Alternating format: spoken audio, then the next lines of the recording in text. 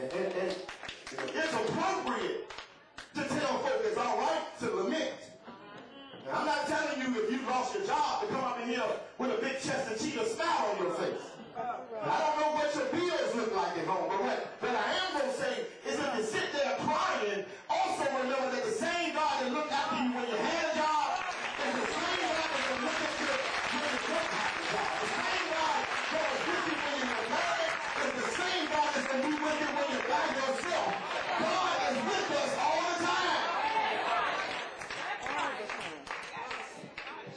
So lamenting helps us to interrogate what's going on around us.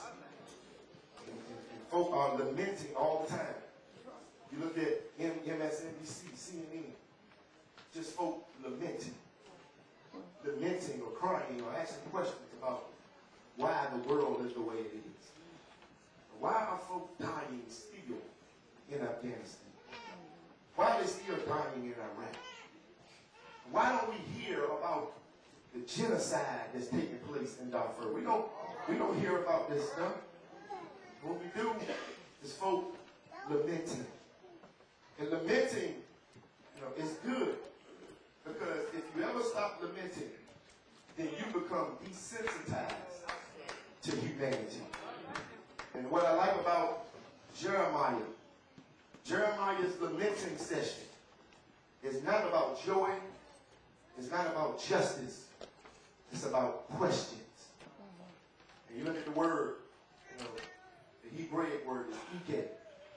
And it's the word how. And he's asking some how questions. And every day it's all right to ask some how questions. You think about the how moments, in your life. Because the truth is, many of our lives are laden with how. How did that happen? You ever just been riding down the highway and see a tractor trailer flipped over and a little car up under it? You just have to ask yourself, how? How did I stand up at the altar at 6 Mount Zion? Stand up at the altar at my home church. And we stood there and exchanged vows. And we said that for better or worse, for richer or poorer, for good or better. That's my version. Sickness and health. We smiled at each other. We spent all thousands of dollars on that wedding. And as soon as I lost my job, he or she was out. As soon as stuff started going rough, I came home and everything had been moved out of my house. I don't understand how did that happen. Sometimes it's all right to ask the question, how? How I gave that child everything they needed. Not just everything they needed, but everything they wanted. All they had to do was get up, use the bathroom, and play. And I put a roof over their head. Every kind of designer clothes they wanted, they had. They had a closet full of tennis shoes and all kinds of electronics all over the house. And as soon as I take my eye off of them, they're doing some stupid stuff. As soon as they're outside of my presence, they're locked up or in jail, or we live out in the suburbs and they still selling drugs, talking about they needed money. How, God, did it happen? I outworked everybody on my job. I was there before they got there, there before the managers got there, the last person to leave. I cut the lights off. I filled the coffee pot up. I worked there for 25 years. And now they give me a pink slip. I lose my retirement. I lose everything that I'm vested in. Sometimes it's all right to ask the question, how? And while we're sitting around, and you got people telling you you can't question God. When the praises go up, the blessings go down. Come on up in here with a smiling face. And you come in here with the burden of the Lord, with the burden of the world on your shoulder. Sometimes it's all right to just say how. I exercised, I ate right, didn't eat any red meat, didn't do these things, but yet I still got cancer. How, God? How? It's all right to ask those questions sometimes. And even as a people who only make up 13% of the population in the world, but yet 50% of the jails are filled with folk that look like us. How? I don't understand. And when I look around at the world that I am a part of. Even if I live in Richmond, and I ask the question, how? And I wish, sooner than he's gone now, but I thought I was going to hurt his feelings. He's one of the backers, of this, trying to put a baseball stadium in Shakopee. We struggling in other areas.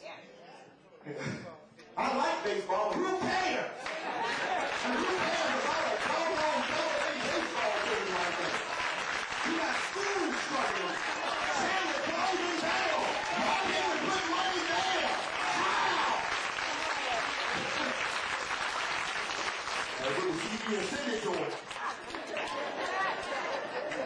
Because in lamenting, you look for answers. When you're crying, you're just complaining. And one of the things that we ask ourselves the question, how? Even now, we're talking about bailing out. But yet, the government is still spending millions and billions of dollars each month to pay for a war, 2 of them that we in. But yet, you go hang out at the VA, the Veterans Hospital. You see the veterans who went to fight for this war, fight for in World War II, fight in all of these different wars, defending us, not having adequate health care, not getting adequate service from the very government that they work for. You have to ask yourself the certain question sometimes. How? I don't understand. And when you look at these 5 verses, Jeremiah's lament reminds us that as we ask how, we also depend on the Lord. The 5th verse says, we're weary, we're given no rest. The truth is that there is a group of people alive, they're African Americans, who you sit beside, who you live beside, who work so hard to make ends meet.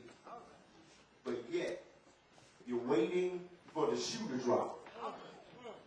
I don't know if that's you, where you still got your job, but you've been so stressed that every day, or any day, somebody can pull you aside and tell you that it's all said and done. It's all over.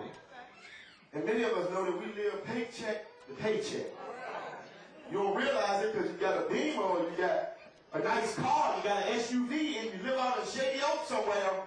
But the truth is, 1 or 2 paychecks gone, and you will be downstairs in the shelter with the rest of the folks.